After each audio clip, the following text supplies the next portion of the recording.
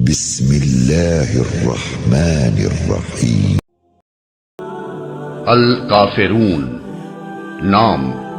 پہلی ہی آیت قل یا ایھا الکافرون کے لفظ الکافرون کو اس سورہ کا نام قرار دیا گیا ہے۔ زمانہ نزول،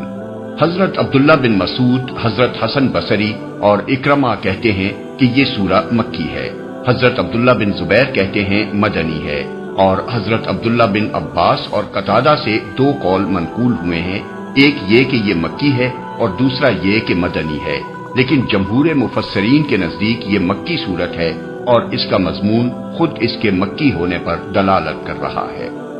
تاریخی پس منظر،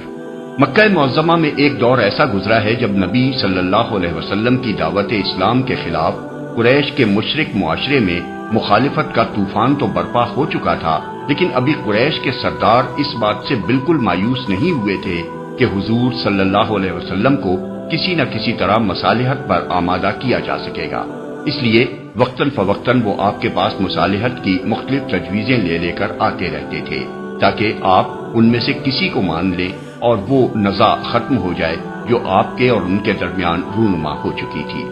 اس سلسلے میں متعدد روایات احادیث میں منقول ہوئی ہیں۔ حضرت عبداللہ بن عباس کی روایت ہے کہ قریش کے لوگوں نے رسول اللہ صلی اللہ علیہ وسلم سے کہا، ہم آپ کو اتنا مال دیے دیتے ہیں کہ آپ مکہ کے سب سے زیادہ دولت مند آدمی بن جائیں، آپ جس عورت کو پسند کریں اس سے آپ کی شادی کیے دیتے ہیں، ہم آپ کے پیچھے چلنے کے لیے تیار ہیں، آپ بس ہماری یہ بات مان لیں کہ ہمارے معبودوں کی برائی کرنے سے باز رہیں۔ اگر یہ آپ کو منظور نہیں تو ہم ایک اور تجویز آپ کے سامنے پیش کرتے ہیں جس میں آپ کی بھی بھلائی ہے اور ہماری بھی۔ حضور صلی اللہ علیہ وسلم نے پوچھا وہ کیا ہے؟ انہوں نے کہا، 1 سال آپ ہمارے معبودوں لات اور عزا کی عبادت کریں اور 1 سال ہم آپ کے معبود کی عبادت کریں۔ حضور صلی اللہ علیہ وسلم نے فرمایا، اچھا ٹھہرو، میں دیکھتا ہوں کہ میرے رب کی طرف سے کیا حکم آتا ہے۔ اس کا یہ مطلب نہیں کہ رسول اللہ صلی اللہ علیہ وسلم کسی درجے میں بھی اس تجویز کو قابل قبول کیا مانی، قابل غور بھی سمجھتے تھے، اور آپ نے معاذ اللہ کفار کو یہ جواب اس امید پر دیا تھا کہ شاید اللہ تعالیٰ کی طرف سے اس کی منظوری آ جائے، بلکہ دراصل یہ بات بالکل ایسی ہی تھی جیسے کسی ماتحت افسر کے سامنے کوئی بیجا مطالبہ پیش کیا جائے اور وہ جانتا ہو کہ اس کی حکومت کے لیے یہ مطالبہ قابل قبول نہیں ہے، مگر وہ خود صاف انکار کر دینے کے بجائے مطالبہ کرنے والوں سے کہے کہ میں آپ کی درخواست اوپر بھیجے دیتا ہوں، جو کچھ وہاں سے جواب آئے گا وہ آپ کو بتا دوں گا۔ اس سے فرق یہ واقع ہوتا ہے کہ ماتحت افسر اگر خود ہی انکار کر دے تو لوگوں کا اصرار جاری رہتا ہے، لیکن اگر وہ بتائے کہ اوپر سے حکومت کا جواب ہی تمہارے مطالبے کے خلاف آیا ہے تو لوگ مایوس ہو جاتے ہیں۔ اس پر وحی نازل ہوئی قل یا ایھا الکافرون، اور یہ کہ قل افغیر اللہ تامرونی اعبد ایھا الجاہلون، الزمر آیت 64۔ ان سے کہو اے نادانو، کیا تم مجھ سے یہ کہتے ہو کہ اللہ کے سوا میں کسی اور کی عبادت کروں؟ ابن جریر، ابن ابی حاتم طبرانی۔ ابن عباس رضی اللہ عنہ کی ایک اور روایت یہ ہے کہ قریش کے لوگوں نے حضور صلی اللہ علیہ وسلم سے کہا،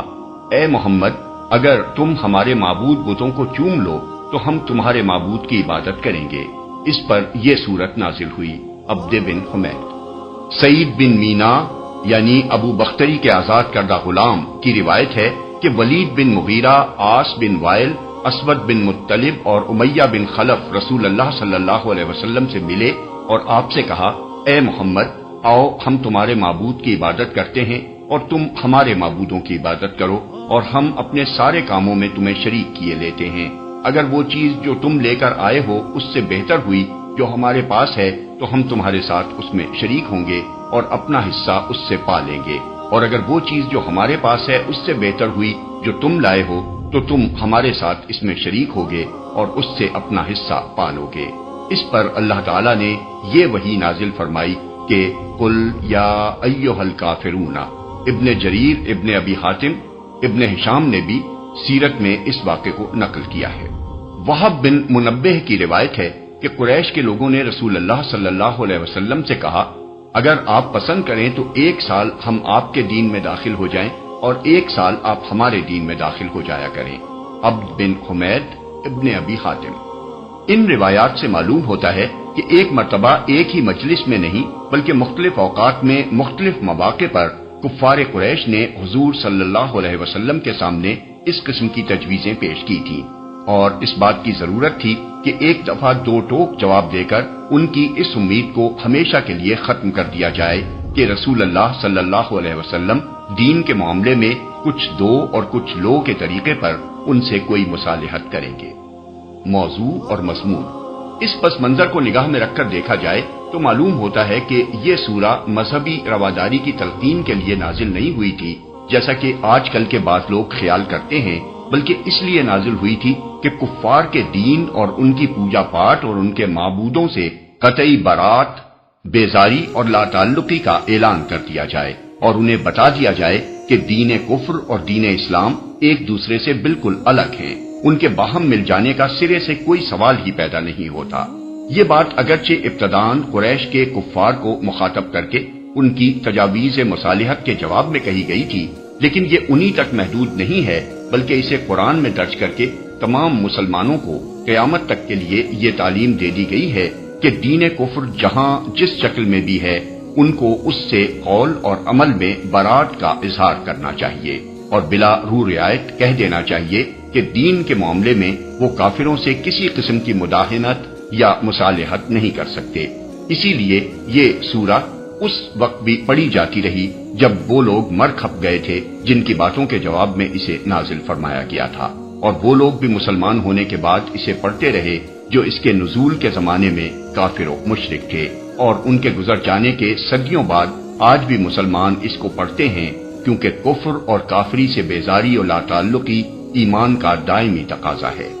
رسول اللہ صلی اللہ علیہ وسلم کی نگاہ میں اس سورہ کی کیا اہمیت تھی، اس کا اندازہ ذیل کی چند احادیث سے کیا جا سکتا ہے۔ حضرت عبداللہ بن عمر رضی اللہ عنہ کی روایت ہے کہ میں نے بارہا حضور صلی اللہ علیہ وسلم کو فجر کی نماز سے پہلے اور مغرب کی نماز کے بعد کی 2 رکعتوں میں قل یا ایھا الکافرون اور قل ھو اللہ احد پڑھتے دیکھا ہے۔ اس مضمون کی متعدد روایات کچھ لفظی اختلافات کے ساتھ امام احمد، ترمذی، نسائی، ابن ماجہ، ابن حبان اور ابن مردوے نے ابن عمر رضی اللہ عنہ سے نقل کی ہیں۔ حضرت خباب رضی اللہ عنہ کہتے ہیں کہ نبی صلی اللہ علیہ وسلم نے مجھ سے فرمایا کہ جب تم سونے کے لیے اپنے بستر پر لیٹو تو قل یا ایھا الکافرون پڑھ لیا کرو، اور حضور صلی اللہ علیہ وسلم کا خود بھی یہ طریقہ تھا کہ جب آپ صلی اللہ علیہ وسلم سونے کے لیے لیٹتے تو یہ سورت پڑھ لیا کرتے تھے۔ بزار، طبرانی، ابن مردوے۔ ابن عباس رضی اللہ عنہ کا بیان ہے کہ رسول اللہ صلی اللہ علیہ وسلم نے لوگوں سے فرمایا، میں تمہیں بتاؤں وہ کلمہ جو تم کو شرک سے محفوظ رکھنے والا ہے، وہ یہ ہے کہ سوتے وقت قل یا ایھا الکافرون پڑھ لیا کرو۔ ابو یعلا، طبرانی۔ حضرت انس رضی اللہ عنہ کہتے ہیں کہ رسول اللہ صلی اللہ علیہ وسلم نے حضرت معاذ بن جبل سے فرمایا، سوتے وقت قل یا ایھا الکافرون پڑھ لیا کرو کیونکہ یہ شرک سے برات ہے۔ بیہقی فی الشام۔ فردہ بن نوفل اور عبد الرحمن بن نوفل دونوں کا بیان ہے کہ ان کے والد نوفل بن معاویہ الاشجعی رضی اللہ عنہ نے رسول اللہ صلی اللہ علیہ وسلم سے عرض کیا کہ مجھے کوئی ایسی چیز بتا دیجئے جسے میں سوتے وقت پڑھ لیا کروں۔ آپ نے فرمایا، قل یا ایھا الکافرون آخر تک پڑھ کر سو جایا کرو کیونکہ یہ شرک سے برات ہے۔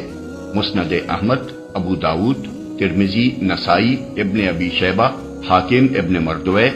بیہقی فی الشعب۔ ایسی ہی درخواست حضرت زید بن حارثہ رضی اللہ عنہ کے بھائی حضرت جبلہ بن حارثہ نے حضور صلی اللہ علیہ وسلم سے کی تھی، اور ان کو بھی آپ نے یہی جواب دیا تھا۔ مسند احمد، طبرانی۔ یہ فیصلہ بھی سنا دیا کہ آپ کی مخالفت کرنے والوں ہی کی جڑ کٹ جائے گی۔